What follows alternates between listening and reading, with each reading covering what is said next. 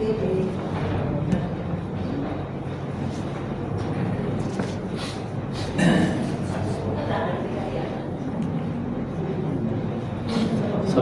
warahmatullahi wabarakatuh. Bismillahirrahmanirrahim. Alhamdulillahirabbil alamin wa bihi nasta'in ala umuri dunya waddin wassalatu wassalamu ala asyrafil anbiya'i wal mursalin Muhammadin wa ala alihi wa sahbihi ajma'in. Amma ba'du. Rabbana zidna 'ilma wa warzuqna fahma. Allahumma anfa'na bima 'allamtana wa 'allimna ma yanfa'una wa na'udzu bika min ilmin la yanfa'. Allahumma taqabbal minna innaka antas samiul 'alim wa tub 'alaina innaka antal ghafurur rahim. Bapak Ibu sekalian yang dirahmati Allah, alhamdulillah pada petang hari ini kita bisa berkumpul kembali untuk bertolakul ilmi. Sembari kita beriktikaf dan menanti datangnya waktu sholat isya. Dan pada kesempatan sore hari ini kita akan lanjutkan bahasan dari kitab Bahjatul Qulubil Abrar atau keindahan batin orang-orang yang berbakti. Itu memang judul kitabnya begitu. Judul memang ulama ini, Syekh Sa'di ini kalau ngasih judul kitab itu bagus-bagus dan memang isinya juga bagus-bagus. Bahjatul Qulubil Abrar wa Qurratu Uyunil Ahya. Keindahan batin orang-orang yang berbakti dan kesejukan pandang orang-orang yang baik, ahya. Nah, Bapak Ibu sekalian dirahmati Allah, sebelumnya kita nyekip gitu ya, melewatkan satu hadis, yaitu hadis ke-14 karena saya merasa belum menangkap maksudnya, dan setelah kita menyelesaikan hadis ke-15 di 2 pekan yang lalu, kita kembali sebentar ke hadis ke-14 yang di situ maknanya sebenarnya membantu orang lain tetapi dengan cara yang tidak langsung. Istilah teknisnya adalah syafaat. Kita semuanya di akhirat itu kan mengharapkan syafaat Nabi kita Muhammad SAW. Syafaat Nabi itu maksudnya bagaimana? Kita dibela Nabi di depan Allah, atau mendapatkan dispensasi atas perbuatan dosa kita di hadapan Allah, atau kita mendapat ganjaran lebih dengan rekomendasi Nabi di hadapan Allah Subhanahu wa Ta'ala. Nah, tentang syafaatnya Nabi Muhammad, nah ini perlu kita ulas secara sekilas saja. Pertama, bahwa semua syafaat di akhirat itu tentu dengan izin Allah Subhanahu wa Ta'ala, itu pasti ya. La yashfa'u indahu illa bi'idznihi. Jadi syafaat yang bisa diberikan manusia siapapun nanti di akhirat itu dengan izin Allah Subhanahu wa Ta'ala. Kalau Allah tidak mengizinkan, maka tidak akan ada gunanya. Meskipun orang itu di dunia dulu Allah berikan kemuliaan, kehormatan yang luar biasa, tapi kalau Allah tidak berikan izin untuk memberikan syafaat di akhirat, maka orang itu tidak akan bisa memberikan syafaat. Itu poin yang pertama. Jadi syafaat di akhirat itu dengan izin Allah Subhanahu wa Ta'ala, itu jelas. Yang kedua adalah syafaat paling awal yang akan terjadi di akhirat adalah syafaat kubra, syafaat besar, yaitu syafaat Nabi kita Muhammad sallallahu alaihi wasallam. Nah, perkara syafaat inilah yang di dalam hadis diceritakan bagaimana umat manusia ada yang mendatangi nabi-nabi terdahulu. Nah, mendatangi Nabi Adam, saya aja salah. Mendatangi Nabi Nuh, saya aja salah. Nabi Musa ya salah. Dan yang bisa memberikan hanya Nabi Muhammad SAW. Nah, baru setelah syafaatnya Nabi Muhammad, ada syafaat-syafaat yang lain yang bisa berlaku. Ya, misalkan syafaatnya para nabi selain Nabi Muhammad SAW. Lalu kemudian syafaatnya orang-orang yang lain. Misalkan, ya, kalau kita punya anak yang menghafalkan Quran, ya tentu dalam makna dia menghafalkan Quran secara lengkap dan dia sekurang-kurangnya berbuat sesuai dengan Quran tersebut, ya meskipun dia belum bisa memahaminya secara utuh, belum bisa melakukan semuanya, tapi secara umum dia disebut sebagai orang yang menjaga Quran, berpegang pada Quran. Ya. Maka yang begini ini bisa memberikan syafaat bagi orang tuanya di hadapan Allah Subhanahu. Bahkan saking sayangnya Allah pada kita, itu orang itu bisa memberikan syafaat kepada orang lainnya. Contoh yang diriwayatkan secara turun-temurun dari ulama ke ulama dan pakai adegan menangis ya, karena betul-betul mengharapkan bantuan temannya di hadapan Allah itu yaitu apa? Ini dari Imam Ahmad bin Hanbal dan dari Hasan Al-Basri. Lalu Imam Ahmad bin Hanbal termasuk Imam Ibnu Jauzi, artinya ratusan tahun sampai saat ini ya, itu sebagian ulama itu mengatakan begini kepada teman-temannya, kepada jamaahnya, yaitu jika nanti kalian di surga tidak menemukan saya, tolong tanyakan kepada Allah di mana saya.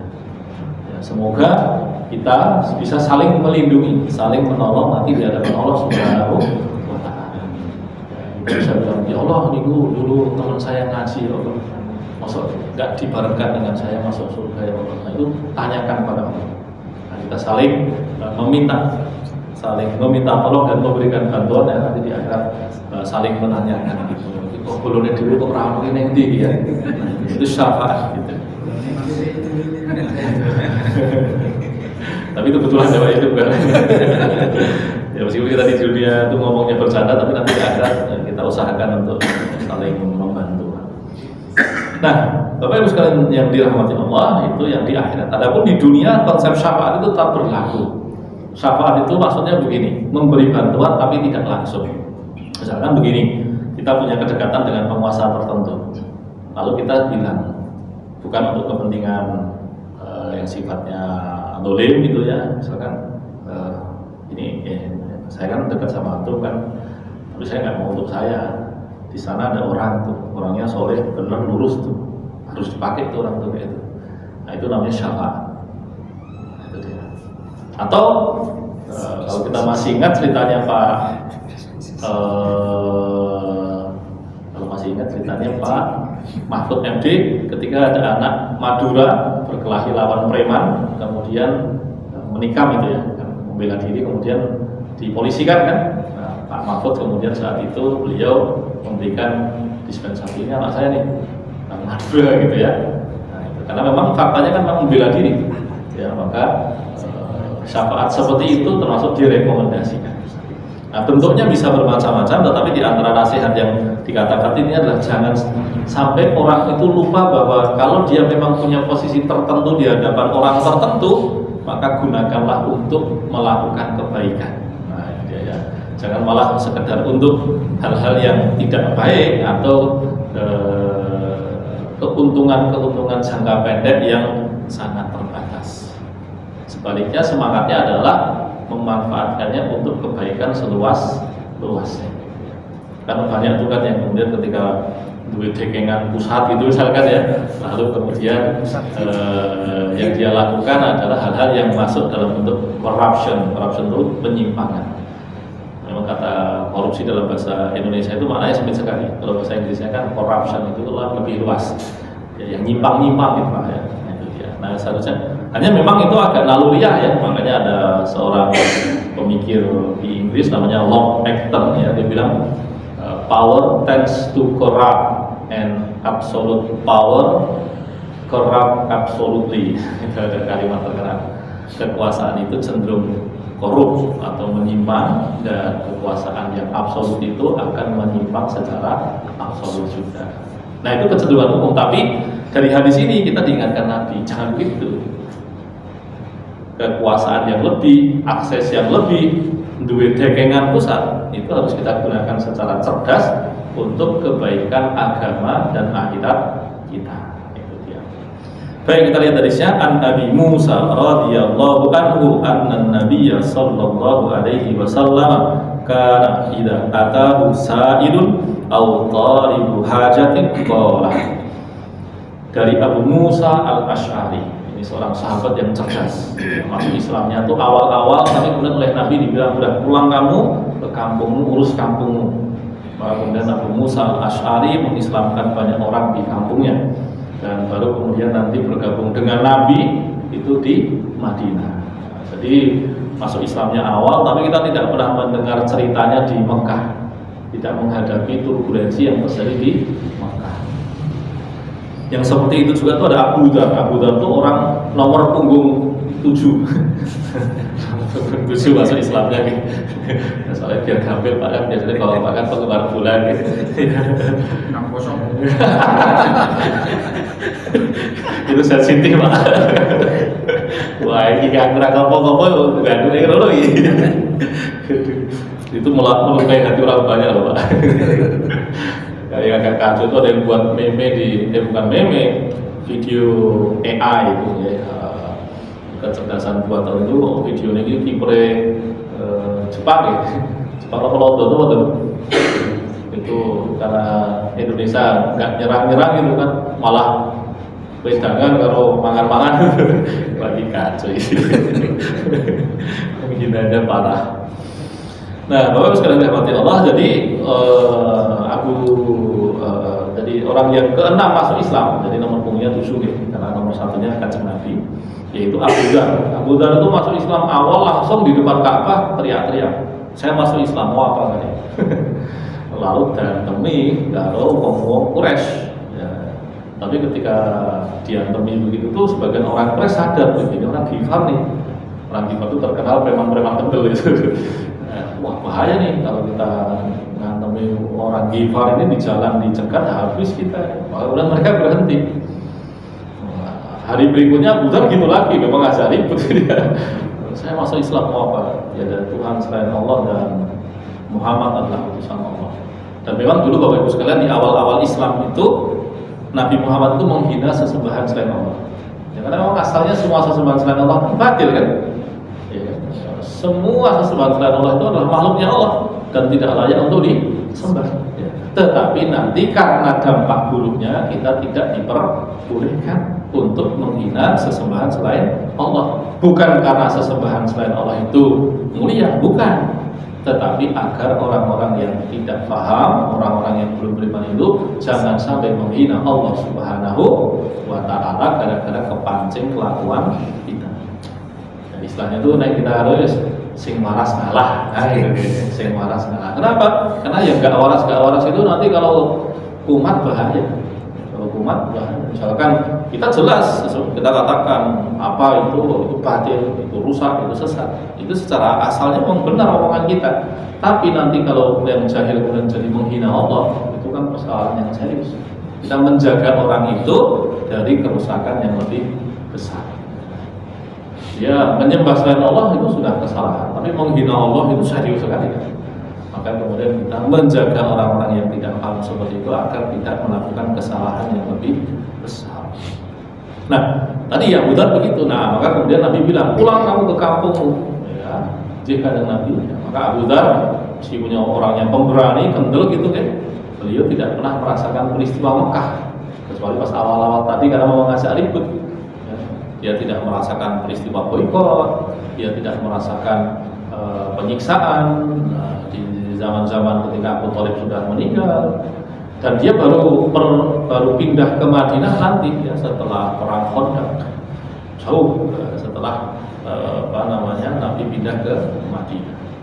Nah, kembali ke sini, itu tadi Abu Musa al-Asy'ari, sahabat yang termasuk masuk Islam awal, tapi kemudian ngurusi kampungnya sendiri, ya, mengislamkan banyak orang, dan dari marganya orang-orang pintar, ya, orang Asy'ari ini orang-orang pintar, cerdas-cerdas.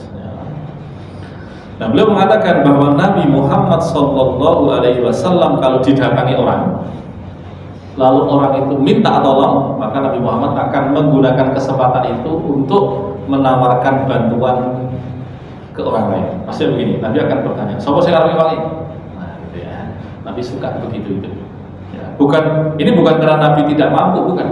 Ya, karena Nabi termasuk orang yang paling mudah didatangi. Dan Nabi paling sering membantu orang lain. Tetapi karena Nabi ingin para sahabat-sahabat yang mulia itu nanti akan mencontoh tindakan itu dan juga mengambil kesempatan itu untuk mendapatkan pahala yang lebih besar. Kan beda kan kalau syafaat yang ngasih Nabi dengan orang lain. Ya, misalkan begini nih, Abu Bakar nolong. Nah, nolongnya itu karena requestnya Nabi, sarananya Nabi, tentu pahalanya akan berbeda dengan misalkan kalau yang request adalah orang lain. Nah, Nabi juga menggunakan kesempatan itu.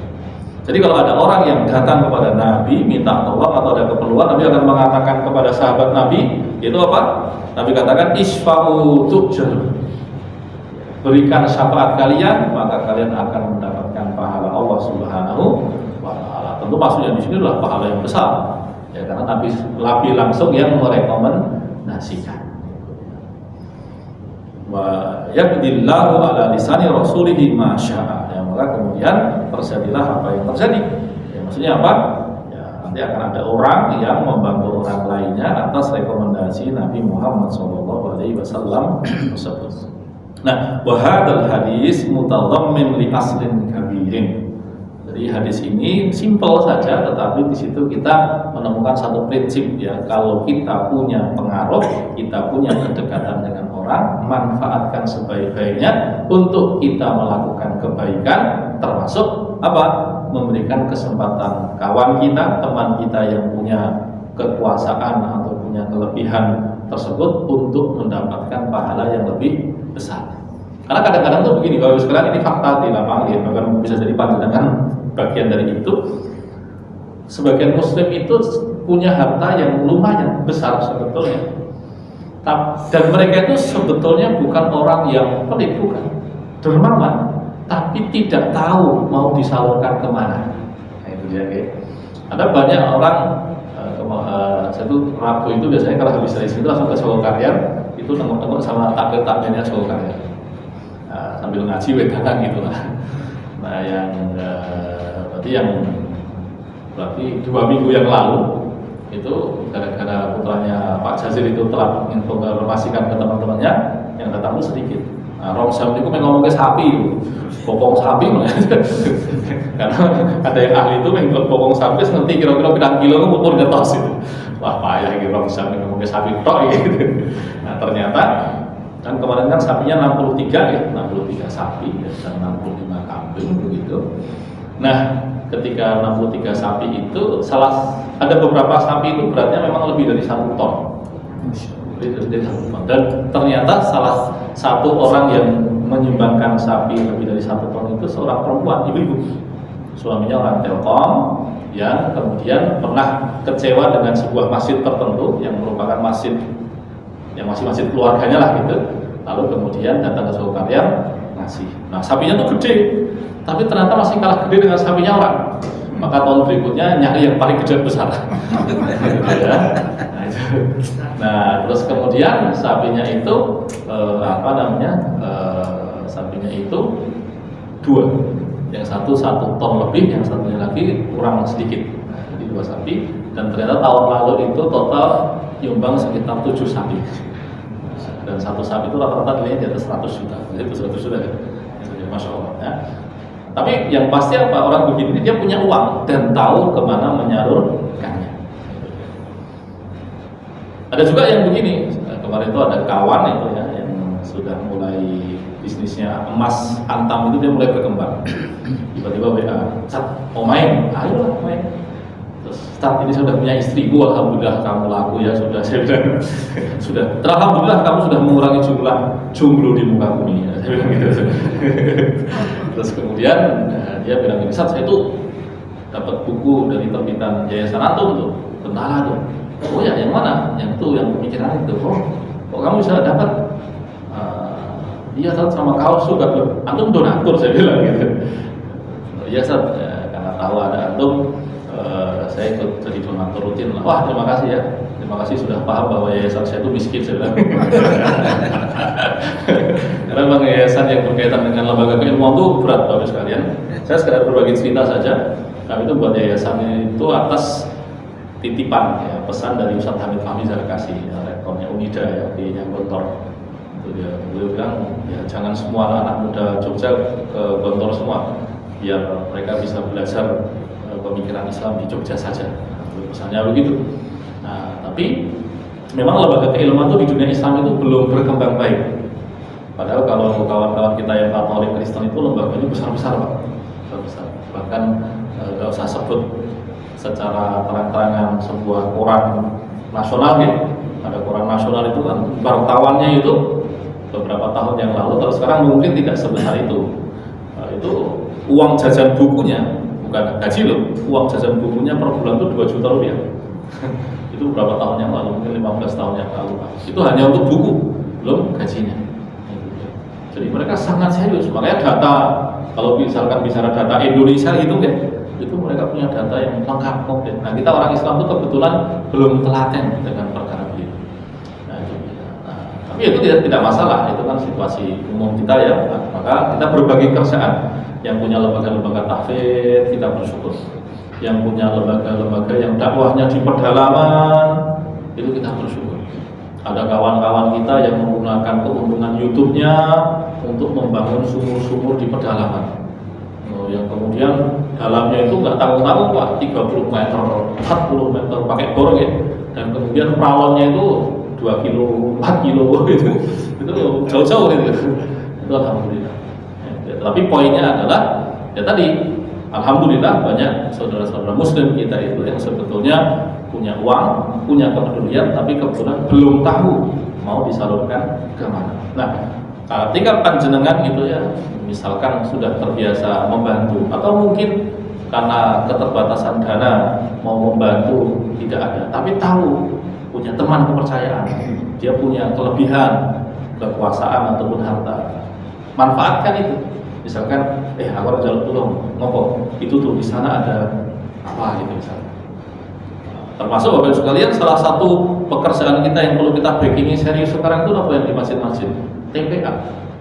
Saya termasuk merekomendasikan Bapak Ibu sekalian, kalau ada dana yang bisa dialokasikan, guru-guru TPA. Ya, kalau bisa tuh guru TPA itu bukan asal-asalan, tapi yang bagus dan dia harus ngajar setiap hari gitu. Ya, karena situasinya sekarang itu Qurannya itu kurang menggembirakan. Ya, alhamdulillah yang bacaannya bagus lumayan itu ya, yang baik lumayan. Tapi yang muda-muda bacaannya nggak karuan itu banyak sekali. Nah, maka kemudian dan asalnya di dunia Islam itu masjid itu pusat-pusat keilmuan. Ya, bahkan kalau panjenengan mengetahui ya kata bahasa Arab untuk universitas itu kan jami'ah. Jami'ah. Universitas tertua di dunia itu ya gaweane wong Islam. Kampus tertua di Eropa, Oxford misalkan itu tahun 1100 Masehi. Itu zamannya Ken Arok. Saya dulu Ken Arok gak kuliah di Oxford gitu ya. Dulu Ken Arok kuliahnya di Oxford mungkin pintar gitu ya. Jadi Indonesia agak berbeda dikit. Nah, lalu di Prancis, di Italia itu tahun-tahun 1000, 1050. Tapi di dunia Islam kampus-kampusnya itu sudah ada tahun 900-an. Al-Azhar itu tahun 950. Lalu ada kampusnya, ini ibu sekalian, di dunia Islam itu para ibu-ibu itu banyak yang menggunakan kelebihan hartanya itu untuk membangun wakaf-wakaf yang jumlahnya itu besar-besar. Ya, bahkan kalau di Islam itu ada bahasan khusus tentang al-mar'atu wal waqfu, perempuan dan wakaf. Kenapa? Karena banyak kasus perempuan itu dia dari keluarga kaya, dia dapat warisan besar dari bapaknya atau ibunya, dari bapak ibunya begitu, lalu punya suami juga kaya, maka kan dia kan punya double pemasukan kan, dari waris dia punya, dari suaminya dia juga dapat. Nah, ketika dia berorientasi akhirat, dia cerdas, dia mencari pahala yang kira-kira kalau ditinggal mati tetap mengalir. Makanya Bapak sekalian, di dunia Islam itu sejak dulu sampai sekarang banyak wakaf-wakaf besar itu atas nama perempuan. Termasuk kampus tertua di dunia yang namanya Zaitunah itu perempuan yang mendirikan, yaitu namanya Fatimah Al-Fihri dan Maryam Al-Fihri. Itu luar biasa. Nah, itu dia, bayangin saja kampusnya sudah berjalan selama 1250 tahun. Itu kan ganjarannya kan turah-turah kan. Nah, itu dia. Nah, tetapi tadi Bapak sekalian, kata universitas di dunia Islam itu namanya jami'ah. Itu asalnya dari kata jami'. Jami' itu masjid jami'. Nah, kalau di Malaysia istilah masjid jami' masih dipakai. Kalau di Nusantara nyebutnya biasanya masjid agung, masjid gede, masjid besar, masjid raya, ya. Masjid agung Suhada, masjid gede Kauman. Kalau yang masjid raya kayaknya di Riau ya, ada masjid raya Suhada. Nah, jadi Bapak Ibu sekalian, kampus itu di dunia Islam itu dari masjid Makanya kampus-kampus tua di Eropa itu biasanya dari gereja karena mencontoh konsep di Islam. Masjid di tengah, lalu muncul ruangan-ruangan di sekitarnya, jadilah dari jami menjadi jamiah. Yang tadinya berkumpul sholat Jumat, juga untuk berkumpul mencari ilmu pengetahuan, itu dia. Nah, tapi tadi kesadaran fungsi masjid seperti itu sempat menghilang, khususnya di tempat kita Bapak sekalian. Keraton itu dulu masjid gedenya itu untuk ngajar. Meskipun kalau raja-raja itu biasanya di Masjid Alim, jangan kita nyebut Masjid Alim. Nah, kalau Masjid Gede itu kan sebelah kulon lapangan ya. Nah, tapi di kidul lapangan ada Masjid Alim. Itu dulu ya kata para sejarawan itu untuk ngajinya calon-calon sultan begitu ya. Dan kitab-kitab yang dibaca itu yang kitab-kitab standar dalam ilmu Islam, dalam fikih ya mazhab Syafi'i, dalam akidah kitab apa itu seperti itu. Nah, maka semangat itu bisa kita gunakan untuk misalkan masjid ya, pengajaran itu berjalan.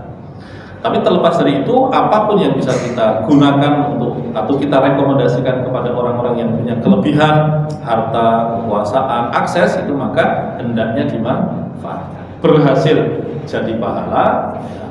Kalau tidak berhasil, tentu kita juga sudah melakukan hal yang baik. Jadi hadis ini sederhana sekali, tetapi faedahnya sangat besar. Bahwa annahu yanbaghi lil abdi an yas'a fi umuril khairi sawa'an athmarat maqasidiha wa nataijiha aw hasala ba'daha aw lam yatim minha syai'. Maka hendaknya kita memanfaatkan apa yang kita miliki, baik diri ataupun orang lain begitu untuk melakukan kebaikan. Meskipun upaya kita itu mungkin hanya berdampak sedikit, apalagi besar, apalagi sempurna. Kalau hasilnya sempurna, ya tentu menggembirakan. Hasilnya cuma sebagian, itu sudah sangat baik. Bahkan andaikan hasilnya kecil saja, itu jangan dilewatkan. Ya, karena pahala itu paling tidak ada dua jenis, pahala perbuatan dan pahala dari dampak perbuatan. Kita mungkin saja melakukan sesuatu, dampaknya nggak ada, pahala dampaknya nggak terasa, tapi pahala pokoknya sudah besar. Apalagi kalau kemudian pahala pokoknya kita dapat, pahala buahnya juga kita dapatkan. Maka jangan disia-siakan. Bahkan di antara prinsip dasar yang kita pegang adalah la tahqiranna minal ma'rufi syai'an. Jangan meremehkan kebaikan sekecil apapun. Karena apa? Kita nggak tahu yang sebelah mana amal itu akan menghasilkan surga. Jangan-jangan gitu ya, sedekah kita yang besar kebetulan Allah tahan karena di situ kita masih ada rasa bangga.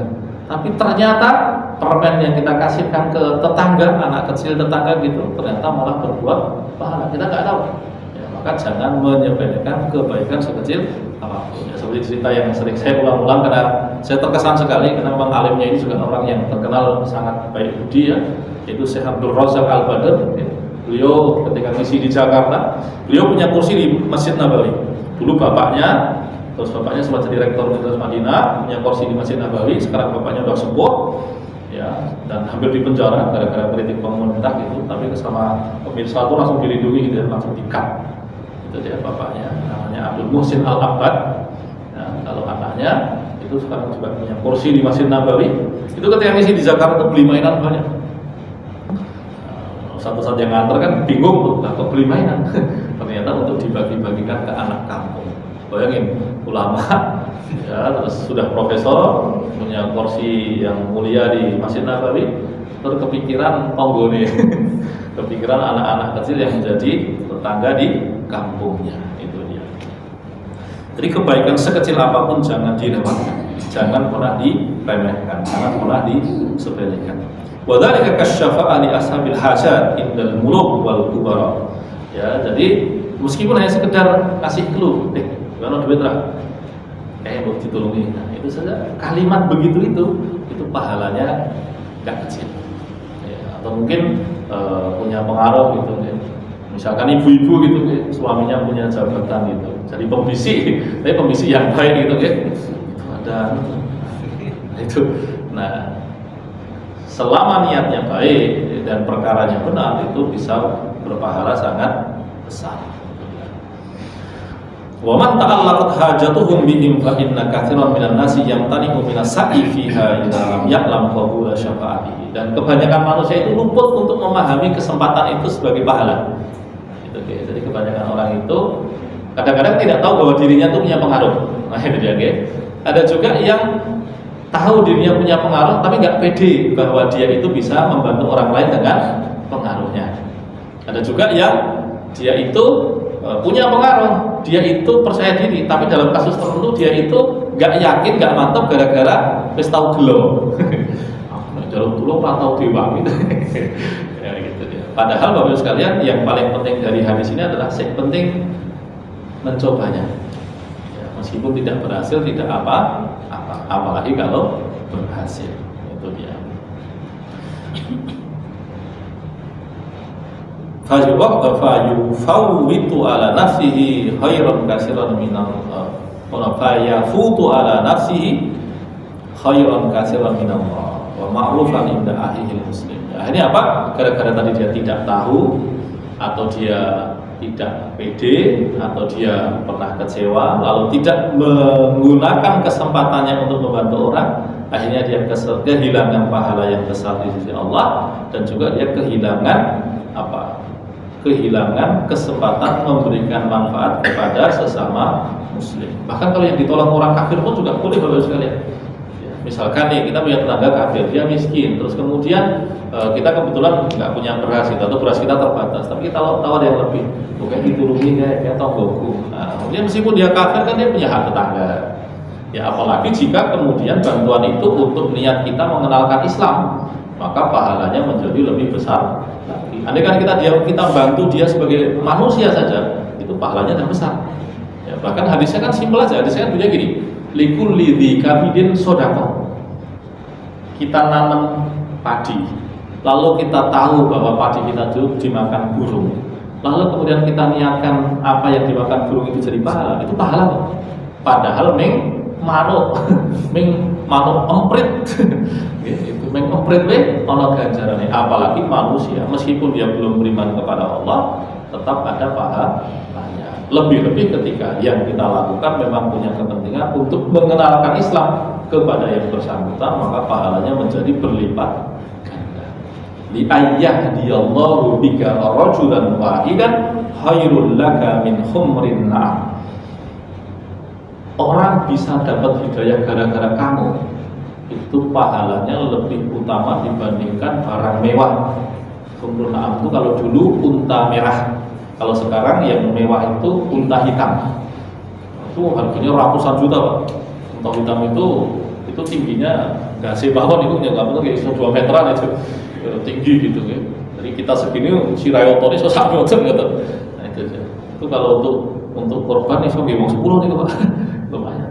Soalnya nanti tahun ngajeng ya, masjid ini ngajeng korban untuk iseng-iseng ya, untuk jebule alot, mak mengikso gitu. Nah itu dia, Bapak Ibu sekalian. Jadi itu. Falihada amar Nabi ashabahu ayyusa'ida ashabal hajah bisyafa'ah lahum indahu liyata'ajjalul atsra indallah. Nah dan di antara tujuan yang dilakukan Nabi itu apa? Agar manfaat itu segera tercapai dan pahala itu juga segera Allah berikan kepada orang yang memang punya kesempatan tersebut. Ya, Nabi mengatakan tadi ya isfa'u tu'jaru. Ya, maka lakukanlah atau berilah syafaat, gunakan kesempatan yang kamu miliki, pengaruh yang kamu miliki untuk membantu orang, maka kalian semua akan mendapatkan pahala. Yang menjadi wasilah dapat pahala, yang membantu secara langsung juga mendapatkan pahalanya. Nah itu dia. Asy-syafa'ah al-hasanah mahbubah lillah. Ya, syafaat yang baik itu disenangi oleh Allah Subhanahu wa taala. Di surat Nisa ayat 85 Allah mengatakan a'udzu billahi minasyaitonir rajim, may yashfa' syafa'atan hasanatan yakun lahu nasibun minha. Barang siapa yang memberikan syafaat yang baik, dia dapat jatah yang serupa dengan orang yang secara langsung membantu. Itu dia.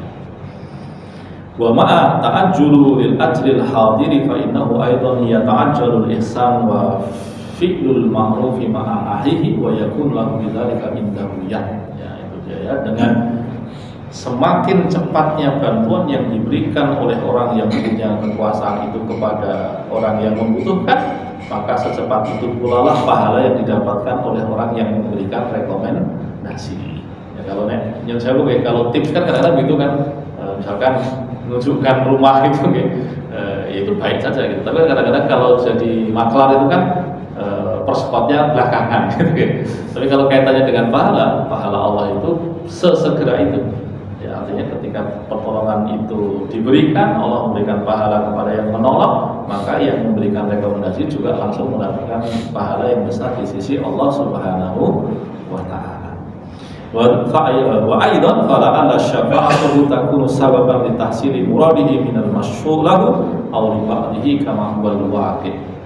Dan tidak masalah bahwa ternyata bantuan itu hanya sedikit. Ya, misalkan ada orang nih, dia tuh butuh bantuan 100 juta. Lalu kemudian kita minta tolong ke teman. Wah, ono duit sing lagi ra tinggu lah. Iki ono kanca wonge genah, dia amanah, tapi dia sedang butuh 100 juta. Kamu bisa bantu enggak? Seadanya cuma 20 juta, ya udah enggak apa-apa. Nah, meskipun bantuan itu hanya sebagian, itu pahalanya tetap di sisi Allah, tetap besar di sisi Allah Subhanahu wa taala. Fasa'yu fil umuril khairi wal ma'rufil lati yahtamilu an tahsula aw la tahsula khairun ajibun. Ya, bahkan rekomendasinya itu saja, andaikan tidak berhasil sekalipun, pahalanya tetap besar di sisi Allah Subhanahu wa taala. Nah, maka Bapak sekalian, ketika tadi kita menyebut kata pahala berulang-ulang, Bapak sekalian, kita perlu melatih ya, dengan kita ngaji terus-menerus gini ya, orientasi kita pada pahala itu menjadi semakin kuat. Gitu ya. Jadi bahwa orientasi pahala itu lebih besar dibandingkan orientasi materi. Jika bisa menggabungkan antara pahala dan materi, itu keuntungan. Tapi kalau tidak, pahala itu sudah cukup menjadi alasan yang kuat bagi kita untuk mengupayakan sebuah kebaikan. Apalagi asasnya tadi, karena kita tidak tahu amal yang mana yang bisa melindungi kita dari neraka dan bisa memasukkan kita ke dalam surganya Allah Subhanahu wa taala. Mungkin ketika kita bantu orang itu, kita pahalanya terlewat ya, gara-gara mungkin masih ada kekurangan di hati kita. Tapi bisa jadi gara-gara kita ngasih rekomendasi, anak baik kok, cobalah dikasih bantuan. Ternyata itu kalimat yang membuat kita terlindung dari neraka atau masuk surga, itu berarti kan keuntungan yang sangat besar. Itu dia. Oke, terus kemudian wa fihil fawaid, antara faidah dari hadis ini, as-sa'yu fi kulli ma yuzilul yas fa inna talab was-sa'i unwan ala rasya wa tama' fi husulil murad wa didduhu bididdi. Bapak Ibu sekalian rahmati Allah, termasuk yang menjadi hal yang disenangi dalam Islam itu menghilangkan kesedihannya. Kan ada orang itu minta tolong ke sana, gagal, ke sana gagal, ke sana gagal ya. Dia sudah sedih itu. Sampai kemudian dia berburuk sangka pada Allah. Lalu kemudian ketika kita punya kesempatan untuk menggembirakan hati orang, lalu kemudian kita menggunakannya, itu nilainya enggak sederhana. Bahkan tadi Syekh Abdul Razak tadi salah satu kalimat yang beliau sering sebutkan ketika beli mainan untuk anak-anak kecil itu apa? Dia mengatakan di antara amal yang pahala yang besar adalah idkhalus sururi fi qulubil mu'min, yaitu memasukkan kegembiraan ke dalam hati orang beriman. Jadi menghilangkan keputusasaan, menghilangkan kesedihan dari orang yang memerlukan bantuan, itu termasuk amal yang bernilai besar. Ya, wa anna syafa'ah la yajibu 'ala al-masyru' indahu qabulaha illa an yashfa'a fi isalil huquq al-wajibah. Fa innal haqq al-wajib yajibu ada'uhu wa isaluhu ila mustahiqihi walau lam yashfa' fihi. Termasuk bisa bentuk syafaat itu misalkan begini, misalkan ada orang yang punya kewajiban tapi nggak tahu kalau itu kewajiban. Ya, menurut saya tuh agak gumun begitu nih, di media sosial kita itu banyak curhatan, tapi alhamdulillah ditutupi namanya sehingga bisa melindungi kehormatan orang yang curhat gitu, tapi bisa jadi pelajaran bersama. Ada kebetulan fenomena di sebagian saudara muslim kita itu yang istri dan anak itu tidak mendapatkan perlakuan yang baik dari suaminya sampai kemudian tidak mendapatkan nafkah. Bahkan termasuk yang lucu itu ternyata mendahulukan orang tua dibandingkan istri dan anak. Nah, tentu ini kan pemahaman yang tidak tepat ya. hukum dasar seorang suami memberi nafkah kepada istri itu kan wajib, dan kewajibannya itu berterusan. Tapi kalau memberi bantuan kepada orang tua itu kan wajib ketika dibutuhkan. Ketika tidak dibutuhkan, kewajiban itu kan tidak berlaku. Misalkan orang tua, beliau punya dana pensiun meskipun terbatas, tidak memberikan nafkah kepada orang tua itu tidak berdosa, kecuali dia orang tua sangat butuh, maka di situ ada kewajiban berlaku. Tapi kalau kepada istri itu kan terus menerus. Nah, lalu kemudian mungkin ada yang salah paham, oh orang tua didahulukan. Lalu kita memberikan syafaat dengan mengatakan apa? Jangan lupa istri itu didahulukan di depan dibandingkan orang tua. Nah, itu termasuk contoh memberikan syafaat yang berupa kewajiban. Nah, itu contoh. Nah, jadi menerangkan hal-hal seperti itu termasuk hal yang perlu kita lakukan ya, karena memang hari ini kebingungan itu menyebar di banyak perkara sehingga banyak saudara kita tuh, saya husnudzon lah, banyak orang itu bukan sengaja dolim ya, tetapi tidak memahami duduk perkara dari banyak persoalan. Ya, misalkan tentang bahwa istri, misalkan bahwa istri punya hak, anak punya hak, orang tua punya hak, gitu ya. Nah, bahkan ada kitab khusus tuh bahasa tentang hukuk. Hukuk itu bukan bahasa kayak HAM begitu, bukan, tetapi hak-hak yang memang sudah Allah tetapkan dan kita berusaha untuk memenuhinya. Nah, Bapak Ibu sekalian dirahmati Allah, ini bahasan kita pada petang hari ini. Mohon maaf atas keterbatasannya dan mohon maaf gara-gara tadi muncul 6 kosong Pak. Saya tuh gak kepikiran tiba-tiba 6 kosong, waduh. Itu Pak, menyakitkan bagi yang sudah berharap Indonesia ini menang Pak. Tapi bagi saya yang setuju pada fair play ya biasa saja. Wallahu a'lam bishawab. Barakallahu li wa lakum wa sallallahu ala nabiyyina Muhammad. Assalamualaikum warahmatullahi wabarakatuh. Waalaikumsalam.